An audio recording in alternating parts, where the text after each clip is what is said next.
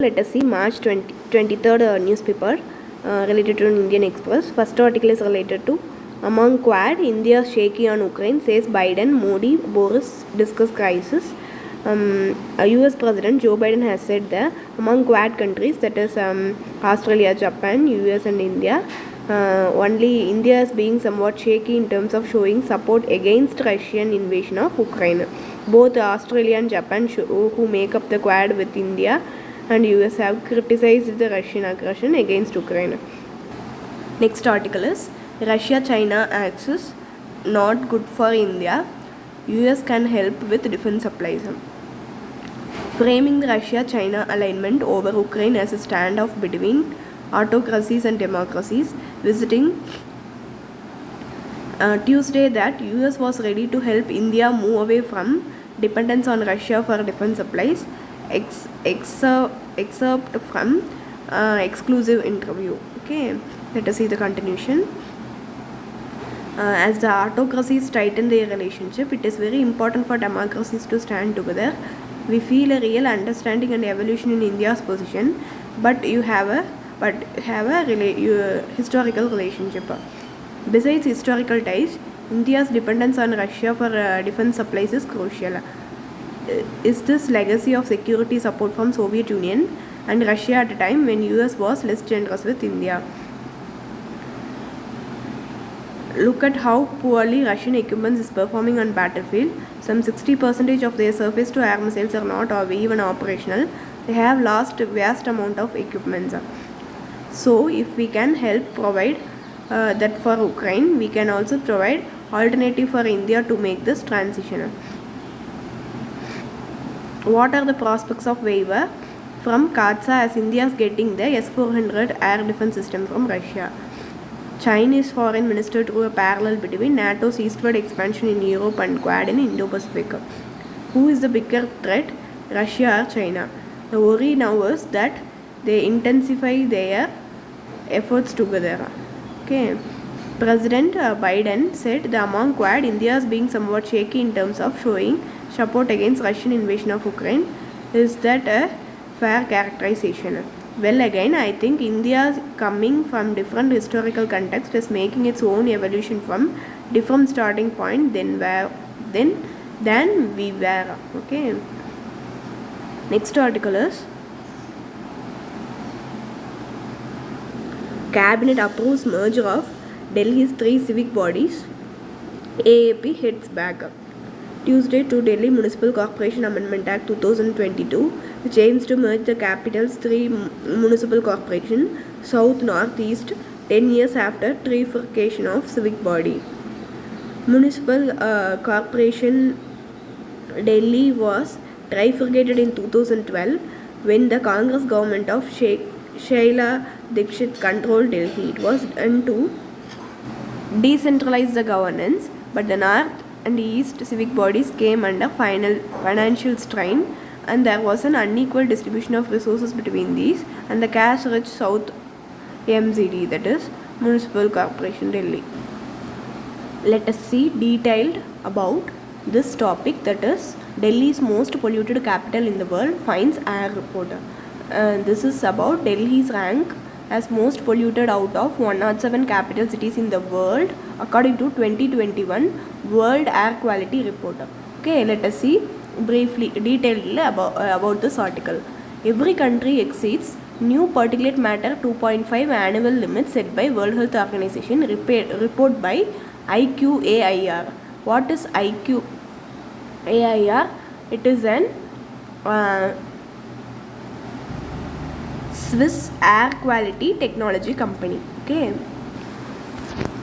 there is an report highlight that is saying no country in 2021 met the updated air quality guidelines defined by World Health Organization. Concentration of particulate matter 2.5 was found to be within the air quality guidelines in only 222 out of 6,475 cities covered. Okay, India specific findings are India's annual average particulate matter 2.5 level reached 58.1 microgram per meter cube in 2021, home to 11 of 15 most polluted cities in the Central and South Asia. No cities in India met the World Health Organization of air quality guidelines of 5 microgram per meter cube. 48% of India's cities exceeded 50 microgram per meter cube. Okay, about air quality guidelines. Air quality guidelines are an evidence-informed tool for policymakers to guide the legislation and policies to reduce the level of air pollutants. Since 1987, World Health Organization have periodically issued the health-based air quality guidelines. These guidelines are not legally binding, but these guidelines are mandatory for policies and legislation to guide the policymakers to reduce the level of air pollutants. Okay, sources of air pollution are vehicular emission, power generation, biomass combustion for cooking and crop burning, etc. Steps taken are National Clean Air Program, Bharat Stage Mission Standards, etc.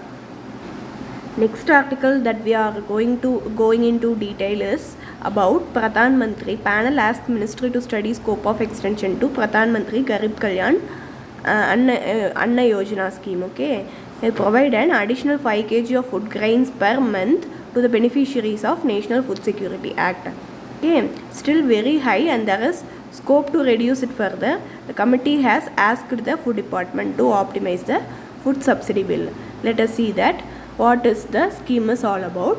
Parliamentary Standing Committee has asked the Food Ministry to study the scope of extending the scheme, extending the Pradhan Mantri Garib Kalyan Anna Yojana scheme. In the scheme was launched to supply free food grains to migrants and poor who faced hardship on account of economic disruption caused by COVID-19. Under Pradhan Mantri Garib Kalyan Anna Yojana, 5 kg free wheat and rice per month is provided to 80 crore beneficiaries registered under Food Security, National Food Security Act.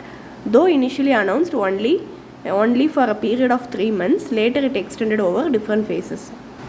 Next article that we are moving into is related to in first, Defence Acquisition Council approves procurement from startups. Let us see. The Defence Acquisition Council for the first time has cleared the procurement of 14 items worth 380.43 crore from Innovation for Defence Excellence startups, that is IDEX. These items will be procured for Indian Army, Navy and Air Force. IDEX program was launched by Narendra Modi in 2018 to foster the innovation and incorporate the cutting edge technology in the armed forces within the shift time frame.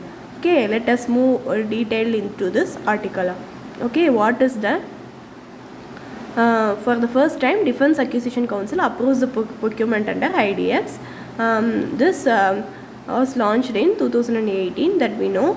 Let us see what is this IDEX, how is this IDEX is funded and managed. IDEX is funded and managed by Defence Innovation Organization, formed as a not-for-profit company as per Section 8 of the Companies Act 2013.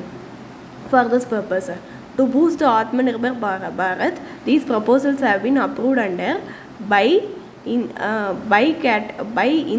IDMs, the IDDM, that is indigenously designed, developed and manufactured category part of Initial Defence Procurement Procedure 2016. The procedure was further updated in 2020. What is Defence Acquisition Council? It is a highest decision making body in the Defence Ministry for deciding on policy, new policies and capital acquisitions for 3 services like Army, Navy and Air Force and Indian Coast Guard. Minister of Defence is the chairman of the council. Other government initiatives for arms procurement are indigenization portal, Srijan, to provide development support to MSME, defence industrial corridors in Uttar Pradesh and Tamil Nadu, defence investor cell to provide information including addressing queries related to investment opportunities, procedures and regulatory requirements, FTA in foreign direct investment in defence sector. This is all about the article. Okay, nothing to know more for prelims. Okay, next article that we are moving into is related to real test. The common entrance test for central universities is welcome, but supply crisis in higher education. Okay, higher education needs urgent attention. Let us continue this in the second part of the video. Thank you.